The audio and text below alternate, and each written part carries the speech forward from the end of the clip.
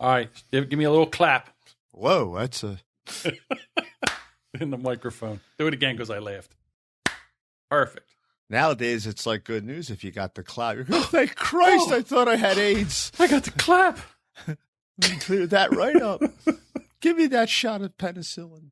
The Brand X podcast is sponsored by Audio Editing Solutions. Editing your podcast, just not your thing? Go to audioeditingsolutions.com and see how affordable professional audio editing can be.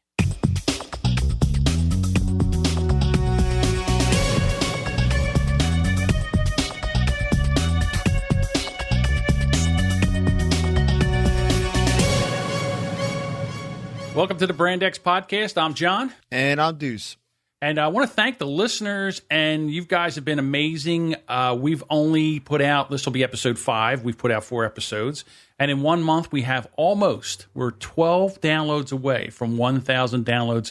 And we couldn't be happier for a new show. Thank you so much for supporting us and hanging out with us and putting up with us. Thank you very much. Thank you. Thank you. It's been a great time. And also good news, our friend Larry is out in Vegas, and he might actually get us some Heart Attack Grill T-shirts.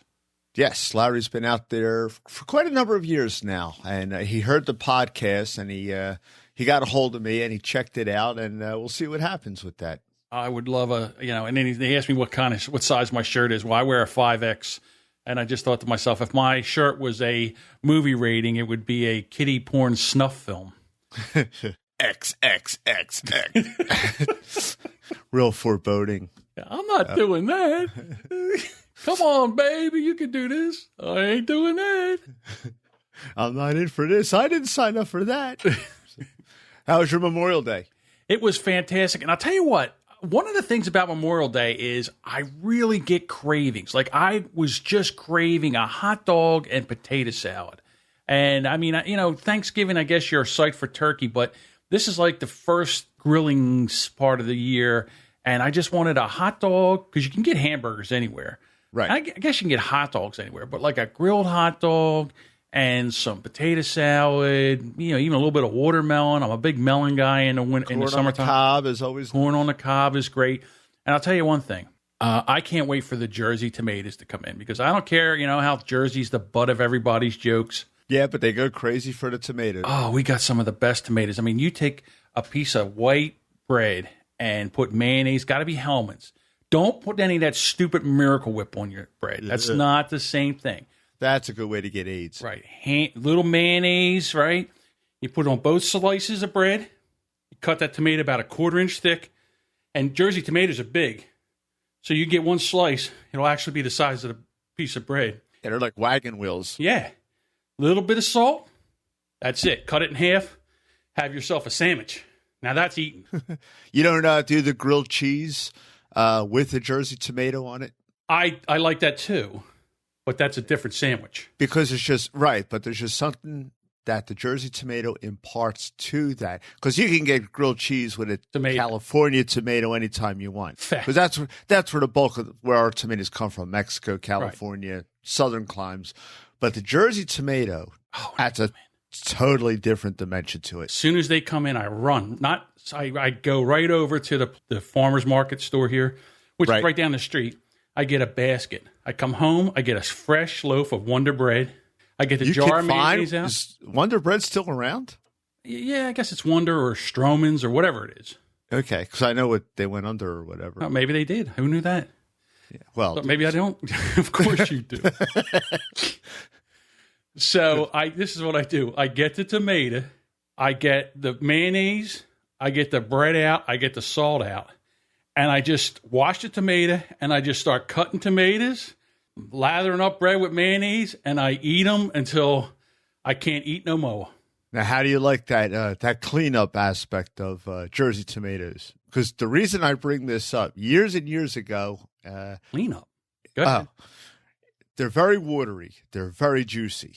Yes. And years ago, when Genghis had the pizzeria and I was working, there was a drought out on the West Coast. You couldn't get tomatoes. They were very, very hard. And when they did come in by the case, they were very expensive. So you were basically in a rock and a hard place if you were in the restaurant business and you made hoagies or sandwiches, and you need tomatoes. So we got Jersey tomatoes in, and they were monstrous.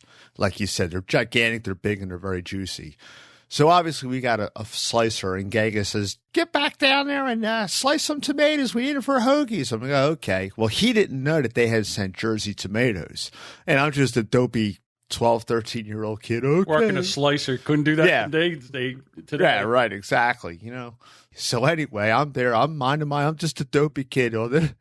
This tomato stuff, seeds, the water, everything. It's all over the place. And Genghis comes around the corner. What the hell's going on? I don't know. I'm slicing. What are you doing? I'm slicing the tomato. They said Jersey tomatoes. Oh, Jesus, good loving Christ. I gotta.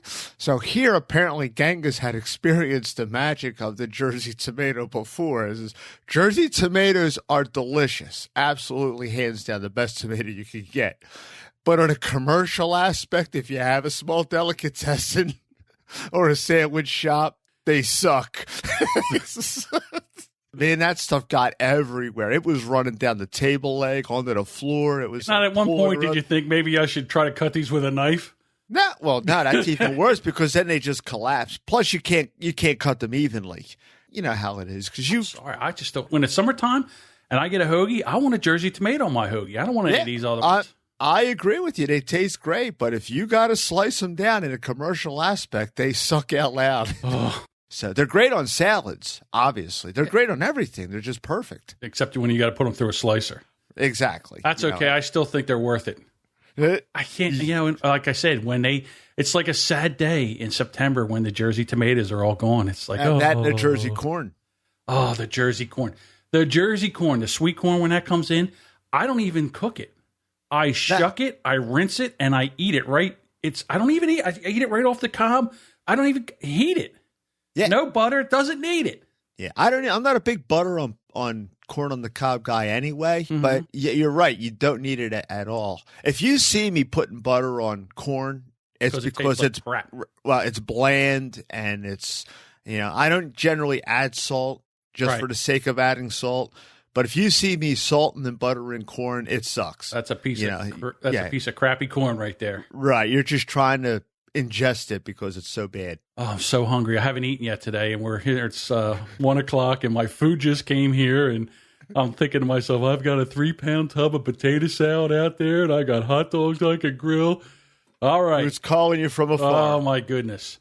And you know how I am when I get hungry. I'm grumpy, and I've been actually really grumpy this week because of the gorilla incident. Yes. Very sad. It is very sad, to be honest with you. But enough is enough. It is a gorilla. On May 28th, over at the Cincinnati Zoo, a 4-year-old boy was at the zoo with his parents. His mother had 2 other kids. He got underneath the railing, got to the edge of the gorilla enclosure, and fell in. Now, everybody is all up in arms because they immediately want to chastise and blame the parents. They want the parents arrested. They want the kids taken away from the parents. And I'm thinking to myself, grow up, all right? Either one or two things have happened. You either never had children, right, or you've bumped your head so many times. Or you've never been a child yourself, which is impossible. Exactly. All you want to do is get close to the gorilla. Why? Because we see gorillas on TV and they're all friendly. And we watch TV shows about gorillas and they're all friendly. And they don't realize that these things are 10 times stronger than a man. So in other words, say you're a guy, you can bench press 225 pounds. A gorilla can bench press a ton, over a ton. And think nothing of it. And nothing of it. Right. So one of the things I'm doing is I'm going to put some links in the show notes from some YouTube videos of where these gorillas are in zoos and they actually attack. They don't think they don't see the glass, so they try to attack a person that's watching them, and just see the force that they hit the glass with. Right. It's amazing. So this child falls into the gorilla enclosure, and let me see, how do you say this thing's name? Yeah, they just can't name them Fred anymore. Right, you can't name the gorilla Fred. It was, here we go. Let me try this one. Harembe. Harembe, the gorilla, goes over to the child. Now, They're like, oh, look, he's trying to protect the child. Now, that's what they see. What I see is this gorilla's dragging this thing around like a Raggedy Ann doll through the water. And I'm telling you right now, if that was my 4-year-old child, I would want that gorilla shot. How about you? You? I agree with you because there's just some kind of irrational overprotection of animals in this country. I like animals. I like animals. Here's where you have to do the obligatory disclaimer, okay? At the end of the day, everyone loves animals. But you have a group of people that we've seen time and time again that want to put animals' lives before human safety. We saw it a week ago in another zoo story where that insane guy jumped in the lion pit naked and they shot the 2 lions that were mauling him to death. So that's what the guy wanted. Right. He was trying to commit suicide by lying. Right. And not to his wife. Yeah. Now, to this story with the gorilla, if the gorilla broke out and ran amok and they shot the gorilla, everybody would have been fine with that. Okay. To use another John euphemism, a Buchanicism, is, well, call me crazy, but back in the 40s and 50s when the gorillas were behind iron bars, children wouldn't be wandering into the pen. But now we have to have these back to nature kind of feel. I mean, if a gorilla is going to act like a gorilla at the end of the day, you can't be upset, and I'm sure that the parents would have much rather have that child than a live gorilla. Well, here's the thing, and people are stupid. I'm sorry. If you are on the side of the gorilla here, you're an idiot. I'm just going to tell you that right now. You're a dope. And please send all hate mail to hello@brandxpodcast.com. All right? hello@brandxpodcast.com. Because I want to hear from you dopes where you think that they should, let's tranquilize. Let's tranquilize the gorilla. Okay, so there's a 4-year-old boy there, and you shoot a tranquilizer dart at a gorilla. First of all, it doesn't go to sleep right away. It takes a couple minutes. Now, all of a sudden, it feels like it was attacked. Ow, what was that? Must be this kid. Here, let me rip its head off. Right. Okay? It would take a second. I mean, half a second for that gorilla to kill that kid. And that's the Hollywoodification of this country because we watch movies and spy things and they see someone get hit with a poison dart or a tranquilizer dart and they go to sleep immediately. It's like, what was that? Thud. That doesn't happen. No. Never will happen, never has happened. So now the gorilla's dragging his kid around and it goes, and there's actually film. I mean, you go on YouTube right now and I'll put the video in the show notes here at brandxpodcast.com/005. You can go right to there and you can actually see the video. So now they have to shoot the gorilla. All right, so they shoot the gorilla. Now there's now they want legislation. People are out right now. They want the head of the zoo. They want him arrested. I mean, let's get crazy. I'm looking at the memes now. Not sure why they killed me. I was doing a better job watching that lady's kid than she was. That's a good one. Yeah, I've read a lot of the reports, and I forget who made the statement. It was one of the zookeeper personnel or whatever. But they said that eventually that gorilla would have submerged that kid under the water. Well, he wasn't trying to protect that kid. That's what eventually was going to happen to that poor child. Well, that's the other thing. What if they shoot the dart with the gorilla with a tranquilizer dart? The gorilla goes to sleep and then falls in the water on top of the child. Yeah. Now, the child drowns, the gorilla drowns, and the people are saying, why'd you shoot him with a dart? Yeah. Here's the thing. Everybody's a freaking genius once all the cards are on the table. Oh, why did you do that? Why didn't you do this? Why? Woulda, coulda, shoulda. Oh, you should have done that. I would have done this. You could have done that. All speculation. We have no idea how this went, but I'll tell you how it really went. They shot the gorilla. The child's alive. He's got a concussion, probably from falling, some scrapes and bruises. He's fine. Is it terrible that the gorilla's dead? Yes, it is terrible. But you know me. I bring answers. I say, you know what we do? Let's make everybody happy. Let's get Harambe, the gorilla, and have him stuffed. All right? Hey. Let's get him stuffed. And then we'll put him right in front of the Cincinnati Zoo. Right in front of the gorilla, what's that called? The gorilla habitat, the gorilla section. The gorilla cage. whatever. Grill enclosure. The grill enclosure. We'll have stuffed Harambe in front of the gorilla enclosure, and then we'll put a sign. He'll be holding a sign. It says, please do not fall into the enclosure, or there'll be another one of these just like me standing here next year. Yeah, it's not been a very good week for zoos in the world, with all this other stuff that goes on. Because you hear about this at least once a year. There's a tragic news story involving zoos or SeaWorld, Right. Anywhere where there's animals. I mean, Great Adventure up in Jackson, New Jersey, they did away with the safari from what I understand. Yeah, you know why? Because those stupid baboons were ripping everybody's car apart. As soon as they would get there, they were like a gang of. It was like an angry gang. Well, they did have a portion, because I remember in the 70s when it opened up, vinyl tops were very popular on cars. Couldn't have one going through there. No, you could not. And they had signs telling you that. They said, vinyl top cars go this way. And basically what they had was a fenced out enclosure. I guess it went on top of the cars, like a tunnel almost, only made out of chain link fence so that the baboons couldn't get at the cars. And that's, if you had a vinyl top, that's where you went. And Great Adventure was telling you, don't drive your car through here because we're not responsible. So, of course, if you had a radio antenna before, where the radio antennas were in the windshield, they used to stick out of the fender. Right. If you had a fixed mast antenna, that was coming off. Right. They'd snap that right off. We went to Great Adventure once, and we didn't have a vinyl top, so we drove through the regular route. And some bonehead decided, well, what's the worst could have? These baboons must love to eat vinyl, because they dropped what they were doing, and they ran there like Mr. Softy was there, and they ripped that vinyl top right off like in seconds. And I never gets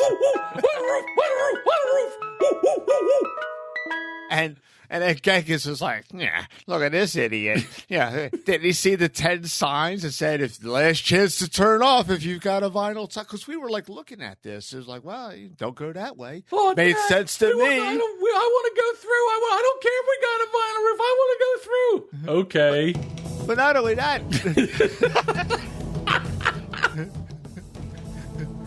But not only that, with the other animals, I think there was dopey people that thought just because they were in a enclosure that the lions and the giraffes or the elephant won't hurt you. And I think people were probably rolling down their car windows to feed these things. I know. I mean, there has to be a reason that they all, after 30 years, Great Adventure just said, yeah, we're not doing that no more. Because it must have been litigation or must have been insurance issues. Things don't just happen for no reason at all.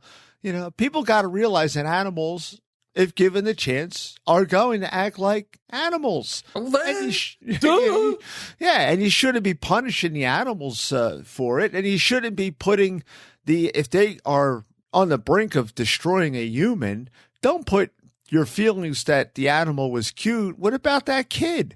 Or what about that person? Deuce, don't you realize that gorilla lives matter? Well, that they actually went, because this is such a story, they actually went to the candidates, the presidential candidates. Did you know this?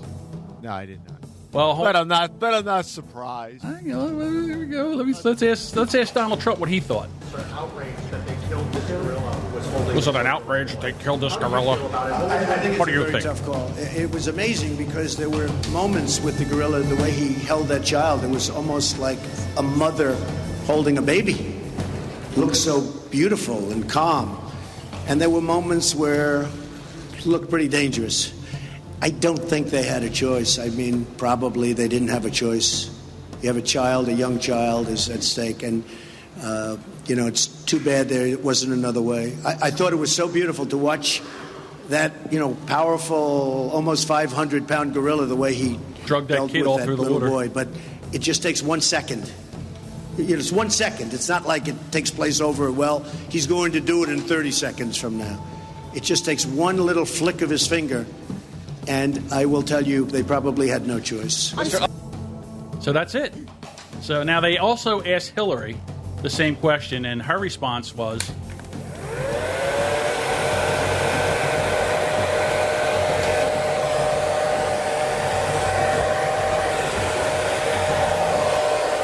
really Hillary. All right, so that's what it was from the candidates today or yesterday as they talked about Harambe the gorilla. I often wonder when things like this happen and they run to a governor, a president, a candidate, whatever, like, how much of it do they even know about it? Like, did they see it? Because they're pretty, you would hope they're pretty busy running for office and preparing for, well, how am I going to handle the Russian situation? How am I going to handle ISIS? Do you really think like a commentary like on maybe or what happened with a gorilla came across their radar? Well, how can you not hear about this story, number one? Yeah, well, this got blown up. It really, really did. And Donald Trump is trying to have it both ways. Like, well, the gorilla was beautiful, but they had to kill him. It's like, no, you make a decision, and I think they made the right decision. Oh, yeah. I absolutely do. I think they would. Yeah, if it was their child, everybody that's whining and crying about the gorilla, if that was their 4-year-old child in there, they'd shoot that gorilla. It would be like, and the next thing you know, oh my God, there's a child in there. Oh, there's little Johnny. Oh my God, what are we gonna do? Give me that.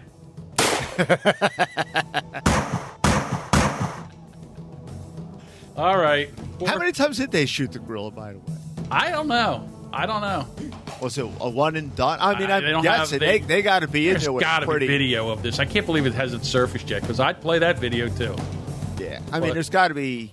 You got to hit a gorilla or any of these animals with a pretty heavy caliber round of ammunition. Right. But so let's pour one out. Or pour Harambe the gorilla. No more with us. No longer with us. Because a 4-year-old child fell into the enclosure. And again, that happens. What are you going to do? Yeah, and let's remember that the kid's safe. Yeah, the kid's safe. Everyone's forgetting that. My goodness. So what do you think? I think we should go to social media on this. Do you like my plan? Shall we have Harambe stuffed? The stuffing of Harambe? Harambe, and then that way he's still there for people to come see, and you can put him right in front of the gorilla exhibit at the Cincinnati Zoo holding a sign. Please do not fall into the enclosure where my family will be sitting here stuffed next to me next year. Well, and they might want to have the stuffed Harambe with a video feed of what actually happened. Oh, like a television screen in his stomach. And it says, listen, if you fall in here, this is what's going to happen. Yeah. With a coin slot. It's a good way to make money. Yeah, and then you could have whatever money they collect, they can give it to like some gorilla fund. Yeah, this way you raise awareness and cash. There you go. That's a perfect idea. I think we should go to all right, listeners, let us know on Twitter, Brand X Podcast. Let us know. The Twitter. What do you think? Shall we stuff Harambe and actually put him at the Cincinnati Zoo at the entrance of the gorilla exhibit as a teaching tool, not to fall into the gorilla enclosure? Right. I like it. Yeah, I think it works for me. What's the term they like to use nowadays when they have things like this? This is a teachable moment. Right. Oh, this is a teachable moment. Don't fall in the gorilla pen. Well, speaking of social media, I met 3 of Harambe's kids in Zimbabwe where he abandoned them when he took off for the U.S., never to send any support. Never called once. #karma. Oh, I'm looking at this now. I'm like, Jesus Christ. Yeah. I'm going to go out on a limb here and say this guy's going to get a lot of hate tweets. Here's the funny thing. Like I got like a dopey Facebook post. I guess somebody tore it down. I guess somebody took it down. Oh, no, here's one. It's not a dopey one. This is actually a lady. Her name's Amanda O'Donoghue. Think she's Irish? I'm going to go out on a limb here and say you're right. Yeah. Here's what she says on Facebook. I'm going to try to clear up a few things that I have been weighing on me about the Harambe and the Cincinnati Zoo since the news this afternoon. I have worked with gorillas as a zookeeper in my 20s before children, and they are my favorite animal out of a dozen that I've worked with closely. I'm going to go ahead and list a few facts, thoughts, and opinions for those of you that aren't familiar with the specs itself and how zoos operate in emergency situations. Now, gorillas are considered gentle giants, at least when compared with their more aggressive cousins, the chimpanzee. But a 400-pound gorilla male in his prime is as strong as roughly 10 adult males. See? Told you. Right. What can you bench press? Okay, multiply that by 10. An adult male silverback gorilla has one job, to protect its group. He does this by bluffing, intimidating anything that he feels threatened by. Gorillas are considered a Class 1 mammal, the most dangerous class of mammals in the animal kingdom. Again, merely due to their size and strength. They are grouped with other apes, tigers, lions, bears, oh my, that says etc. And while working in a accredited zoo with apes, keepers do not work in contact with them, meaning they do not go in with these animals. There's always a welded mesh barrier between the animals and the humans.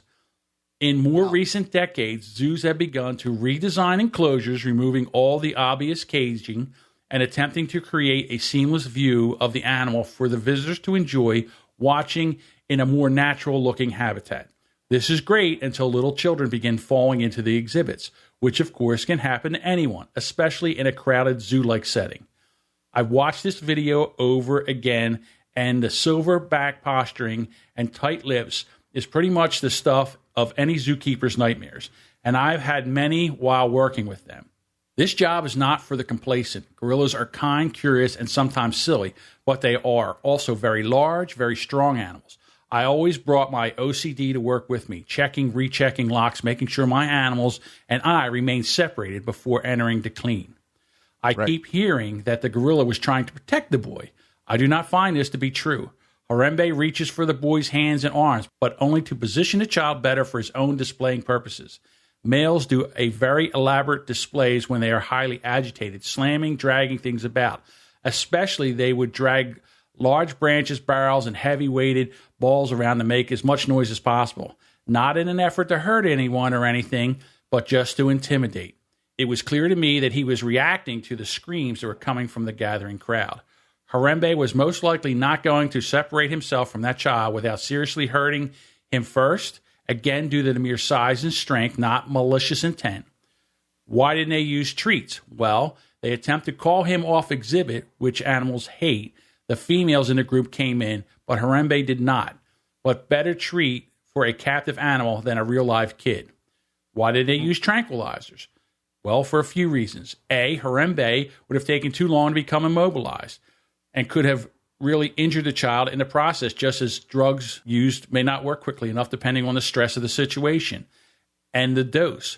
B, Harambe would have drowned in that moat if immobilized and possibly fallen on the boy trapping. See, I said the same thing, trapping him and drowning him as well.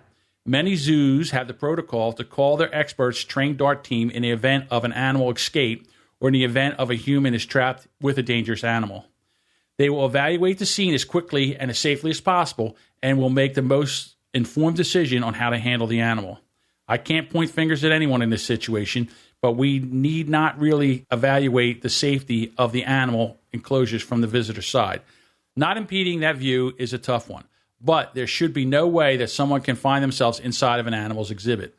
I know one thing for sure. Those keepers lost a beautiful, and I mean gorgeous silverback and a friend. I feel their loss. As educators and conservationists of endangered species, all we can do is shine a light on the beauty and majesty of these animals in hopes to spark a love and a need to keep them from vanishing from our planet. Child killers, they are not. It is unfortunate for the conservation of the species and the loss of revenue a beautiful zoo such as the Cincinnati will lose. A tragedy all around. So there you go. Yeah. The only thing that was worse was me butchering that article trying to read it, but through the magic of editing, I sounded like I knew exactly what I was saying. Well, I was right with you. I'm there with you. From now on, you do all the reading. Okay. All right. So anyhow. Sorry, Harambe.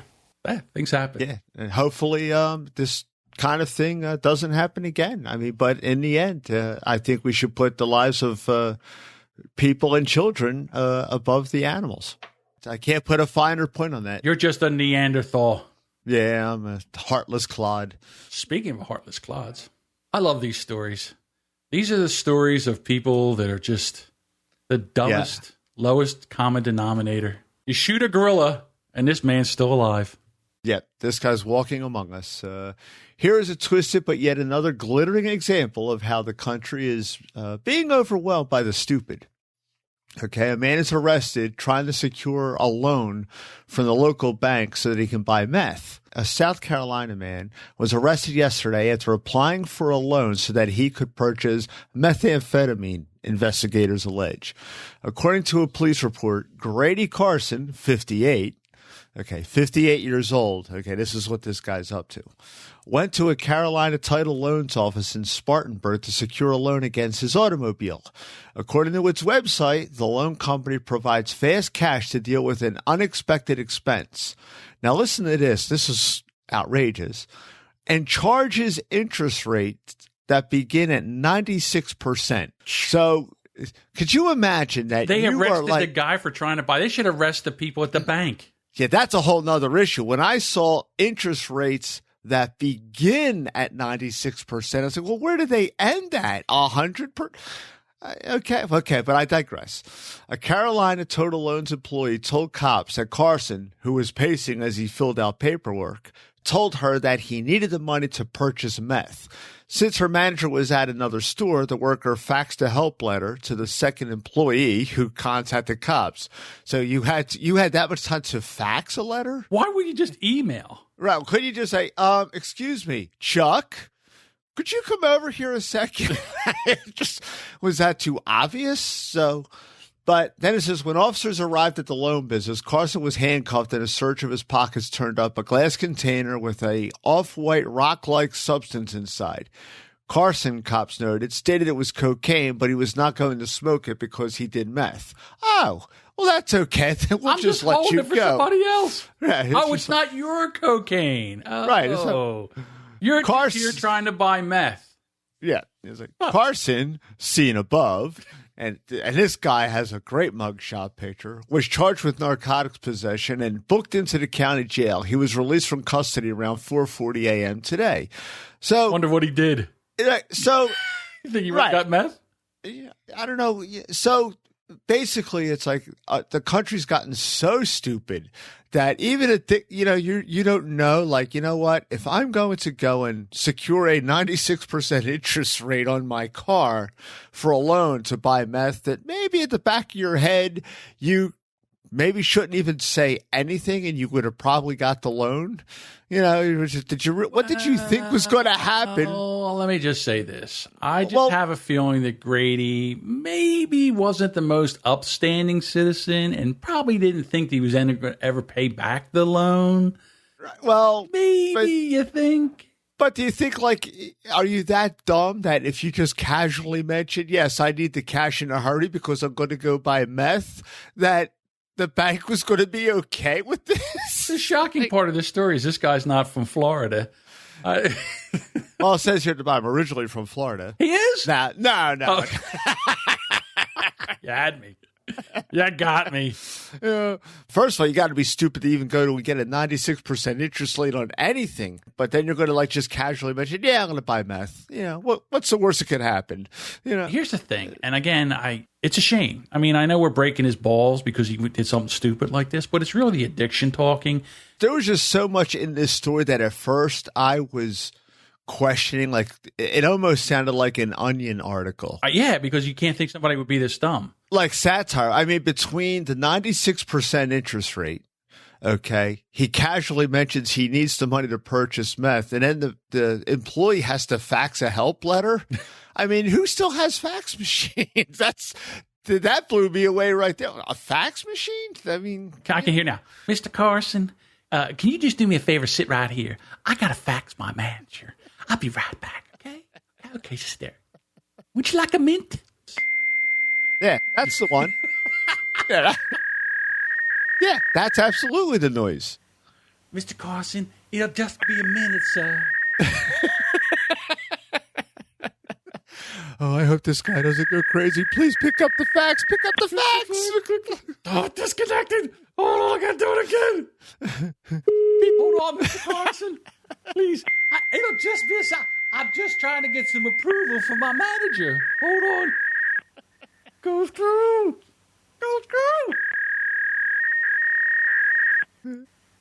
Is this even going in? And then you got the page in upside down, so now you just fax a blank sheet. It cut me off. I used to love that because I had a fax service in my store, and people would always, how much you could pay? Like $1.50 a page? Oh, it was awesome, man. It was like you made money hand over fist. It was great, but yeah, that doesn't last forever because then computers got more affordable. But it was like $4 to connect and $1 a sheet. Really? Oh, it was great. It was the most, it was cost me a phone call. Right. So. I mean, that's great for you, but I mean, did you use it a lot? What's that? Yeah, I made pretty good money with it back. A lot of people would come in and do this? Yeah. Mostly salespeople or people that did things with like legal documents. Really? Yeah. Well, that's why you used to see fax machine. You always used to see fax machine here signs everywhere in every convenience store, Staples, Office Depots. Everyone did it back then. It was awesome. And they said, "Oh, that was highway robbery." I says, "Well, sometimes not so much because sometimes they were faxing something in California. It might take 5 minutes, 10 minutes depending on how many pieces of paper they were faxing. Mm-hmm. Well, that phone call would have probably cost you about $5 just to connect." Oh, really? I never thought about that. Yeah, because you had to, if you were faxing it down the next town over, that was great. But if someone was faxing it across state lines, then you had to factor in the long distance charges. Hold on, Mr. Carson. I just have to get the approval. Hello?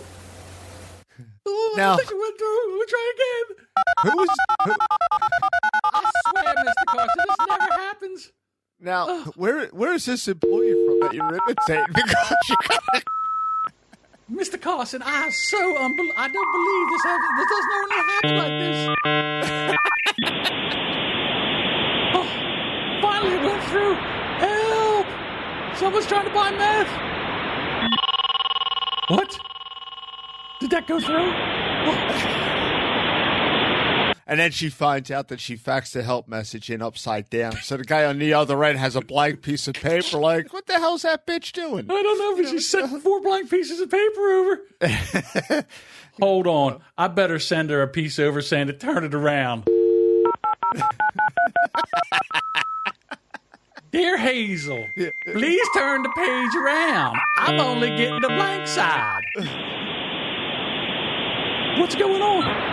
I'm getting a reply. Don't worry about the fax machine, Mr. Gray. This could be your approval. Oh, for the love of cornflakes, I gotta turn it around. Hold on, Mr. Carson. Hello? Meanwhile, if you sent an email, the police would have been there by now. Yeah. I mean, she could send a text? Ooh, a text. I never thought about a text. Yeah, like a text. Or just how about, like, let me walk over. I'm just going to walk over to my assistant and make sure that this is correct. Well, Mr. Fancy Pants, how many times do you think I have someone trying to get a loan for methamphetamines? I mean, it doesn't happen here every day. I mean, I was perplexed, Deuce. What do you think I was supposed to do? All I could think of was call and fax over for help. Yeah. I mean, help! And how addicted does this guy have to be to think, 96%, that sounds reasonable. I can handle that.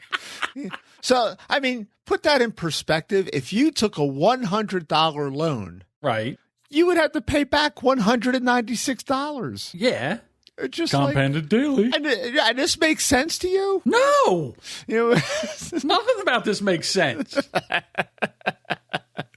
So anyway, I just thought this was humorous. I thought it was just so humorous that it had to be fake that I had to... Hold on, Deuce. I'm getting a fax back. Oh, I hope they're sending the police. Oh, wait a minute. Did mine go through? Oh, I don't know what to do. Yeah, it makes you wonder if she faxed the police. I'm trying to fax 911. Hold on, Mr. Carson. Why isn't 911 unfaxing this? I don't know. Does anyone even still have a fax machine? That's what I want to know. No, I don't. Well, you know what? Well, my cousin, the Jimmy. He still deals in faxes. The people that are like their technology stopped like in the 90s, they still love faxes. Like my cousin Mike, Jimmy's brother, he has a auto repair place And when I'm there, he's like, yeah, faxes. I'm like, fax? Why fax? Because what would you do? I'd send him an email. Well, why would you say that? That's ridiculous. That's stupid. That's too hard. Just fax them. Yeah. Oh, that's easy?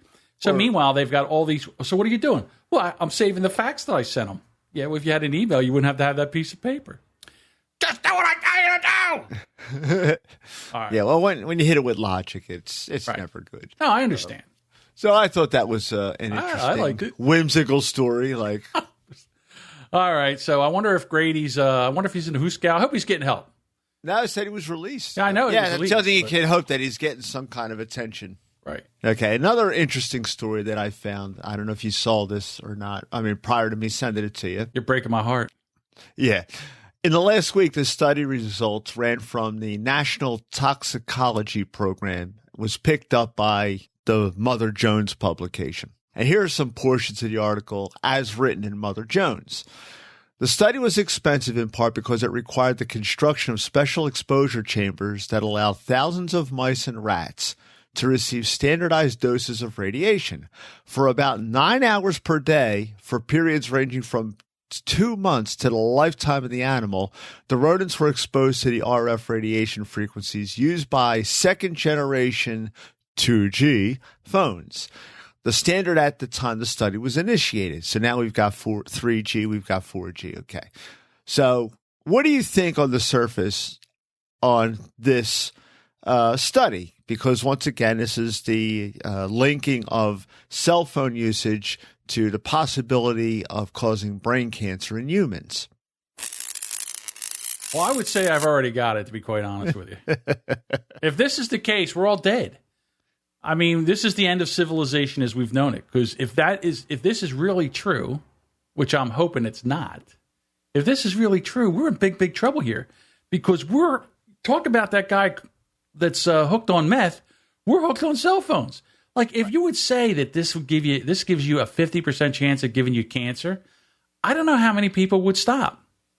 Right. I don't think anybody would stop. Now, my take here on the expensive part of this study, the statement here about the rats were receiving 9 hours per day.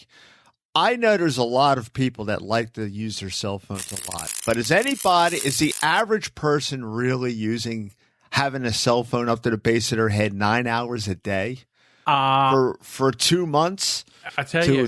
Well, here's the thing. Here's the other thing. If you're talking on a phone that long, you're either using it as a speakerphone or you have one of those Bluetooths in your ear, which I don't even know. Now, what do we know? What about the Bluetooth? Well, the Bluetooth, that was the favorite of that because it did not emit that type of signal or as strong a signal. And that's why that people that were using the Bluetooth earpiece, that's why they got, because of people that were furious. My take on that aspect, 9 hours, if you remember back in the 70s when the saccharin study was causing cancer in rats. Right. All right. Well, this is like the same thing because they were giving these rats the equivalent of like 2,000. And this is what, if you were to give these rats, or if you were to give a human the same equivalent dosage of saccharin that they were giving these rats, it was like the equivalent of like 2,000. It ranged from 8 cans to 2,000 cans of soda a day. So I guess they did get cancer because who was drinking soda in that quantity? Come on, Rat. Drink another can of soda. But I don't want to. Well, because the results of the study were so taken into effect that they wound up removing the warning label off of saccharin and sweeteners in the year 2000 because they said, well, this is preposterous. The human stomach couldn't even hold 2,000 cans of soda a day. I mean, you'd have to be cathetered to do that. So again, to expose a rat to 9 hours, and I'm not a scientist or anything, but I'm going to go out on a limb here and say that a rat's skull is probably a lot thinner than a human skull is. Yeah. So that 9 hours is probably going to be a lot more potent than 9 hours against a human skull. So that was the first part that I spotted here. Now, the second issue here is potential. This is the article again. Potentially confounding the results, the rats exposed to radiation on average lived longer than those that weren't. Some outside reviewers argued that the study's authors should have given more weight to that caveat. Reviewers were also puzzled that the unexposed control rats didn't exhibit the usual number of brain tumors. I am unable to accept the author's conclusions, wrote Michael Lauer. I hope I'm pronouncing it correctly. Who cares? The deputy director of the National Institute of Health's Office of Extramural Research. So, again, you get this big screaming headline, oh, now it's a game changer. In fact, I think I neglected to say this. Here's the title of the article. Game-changing study links cell phone radiation to cancer. And in the article, there's a link that you can actually read the incredibly boring government report, which is like eating dry old toast. I have to tell you, the kids today, they don't talk. They text. Everything's texting. So they don't have that phone up to their ears, but they do have them in their pockets. And, is that causing cancer?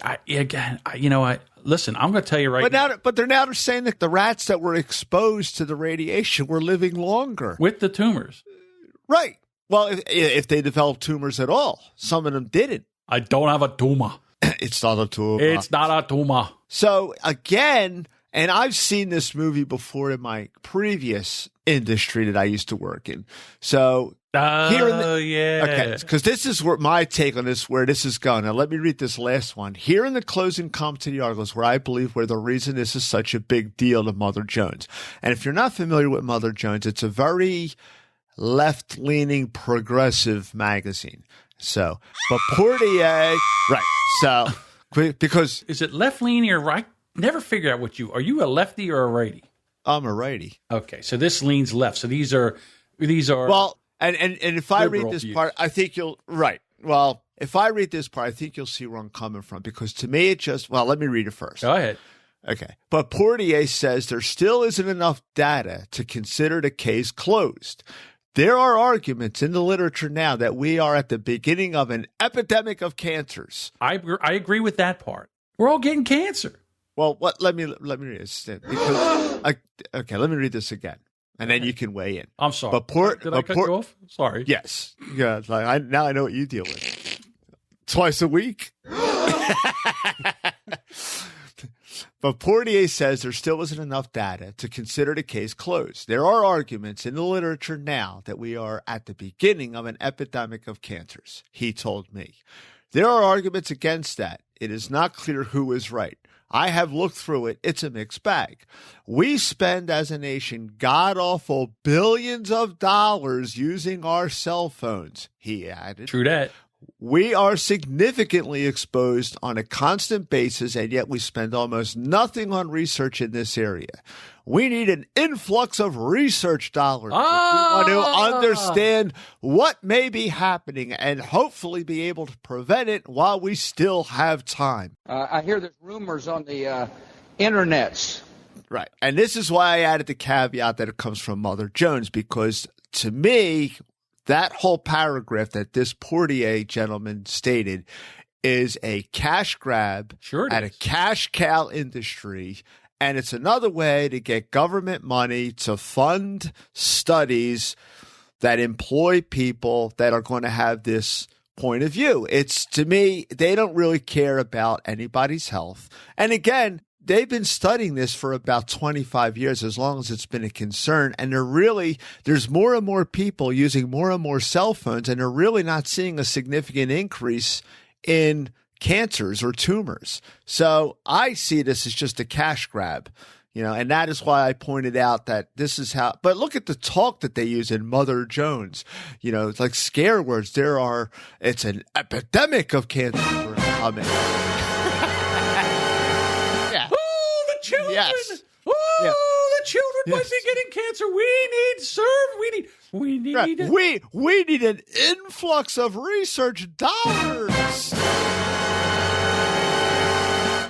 Hopefully, we'll be able to prevent it while we still have the time. Oops, wrong one. Oh, wait. Go to this.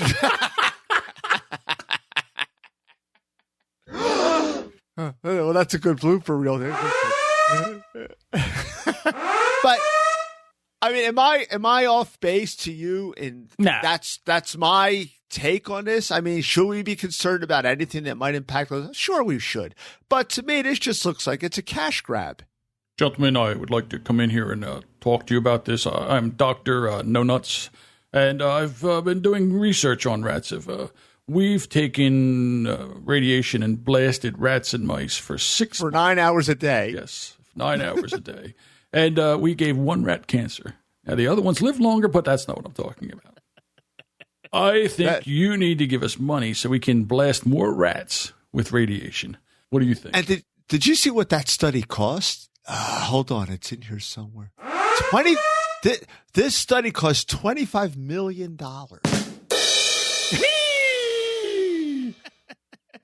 I mean, I guess they couldn't build little cell phones and strap them to the rat's head. Well, now, Deuce, $25 million is just a drop in the bucket on what Americans spend and people worldwide spend on cell phones. So you can see why we need another $50 million to do more research. So $50 million to do more research. And I think by that time we should know something, maybe. And it gets worse, actually. Look at the findings from a $25 million study conducted over 2.5 years. Not to interrupt you, Deuce, but to be honest with you, really the whole purpose of this is just to get me to the retirement age so I can get off of Obamacare and get into regular Medicare before it's all gone. But I didn't want to tell you that, but I mean, nobody listens to this podcast, but so I figure I can let you know in a secret. It's just this little secret between you and I.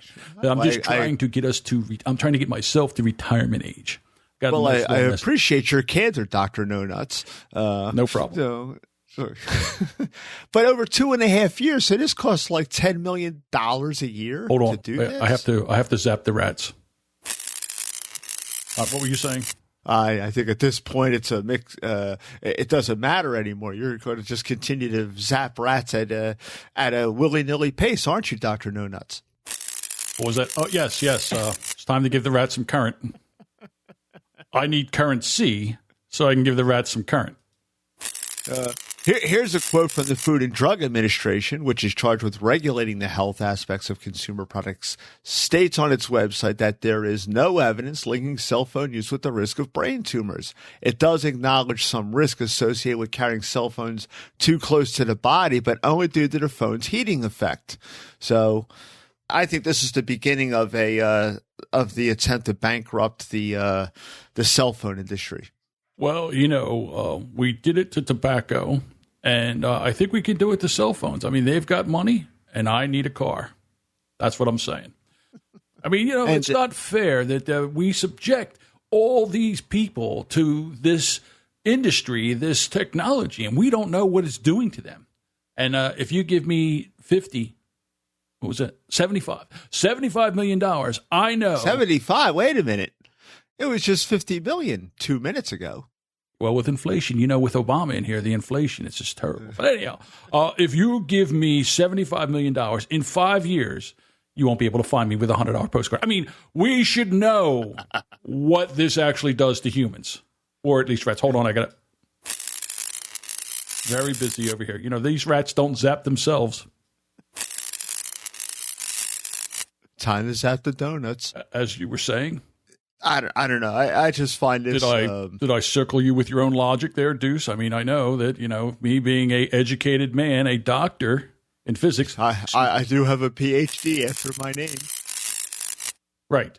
And just, $100 million. And that's all I will need. And we will know for sure, maybe, that this will affect us in one way or another. Well, riddle me this, Dr. No Nuts, because according to the article, only the test results for rats have been released so far, and female rats did not experience significantly higher than normal cancer rates. However, among male rats that received the highest exposure, 2 to 3% experienced various tumors. How do you explain that away? Well, we are looking into that, and we think we can get to the bottom of that for just a grant of $125 million, and we can actually get to the bottom of that.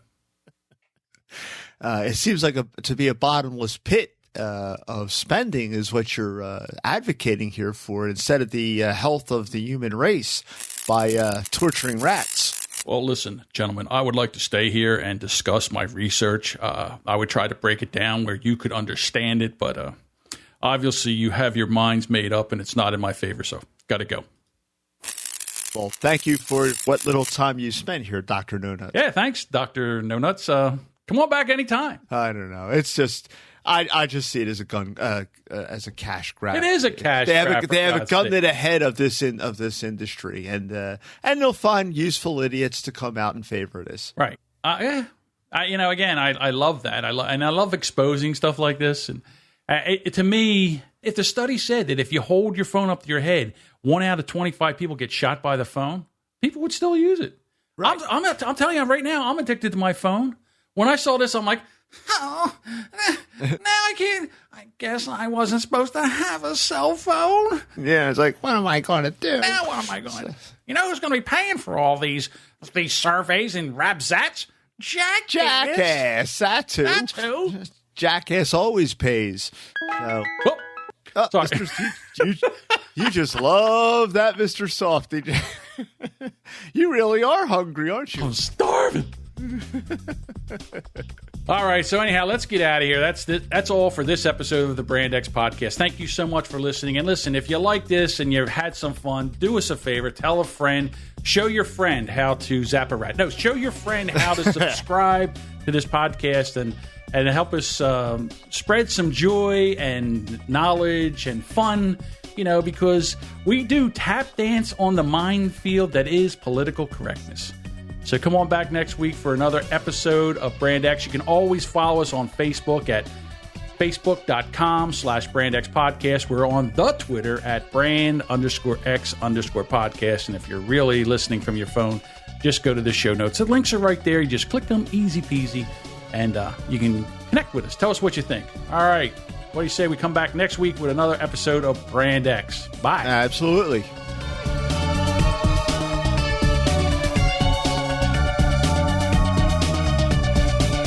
Slice a nice Jersey tomato fresh. Of course it's ringing now. What'd I tell you?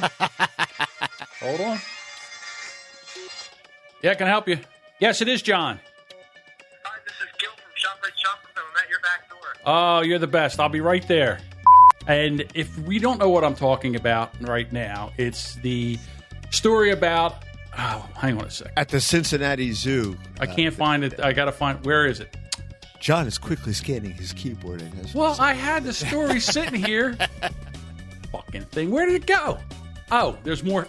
Oh, somebody else was putting stuff in there, I see. Who? Did you put Facebook stuff up there, or did I just do all this? I didn't do that. I didn't touch that. I didn't do it. I was slicing tomatoes.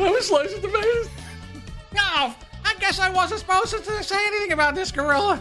No, I'm thinking to myself, well, John's been busy. He's very serious. He's very adamant about this story. Look at all these links he's got in here. I didn't touch that stuff.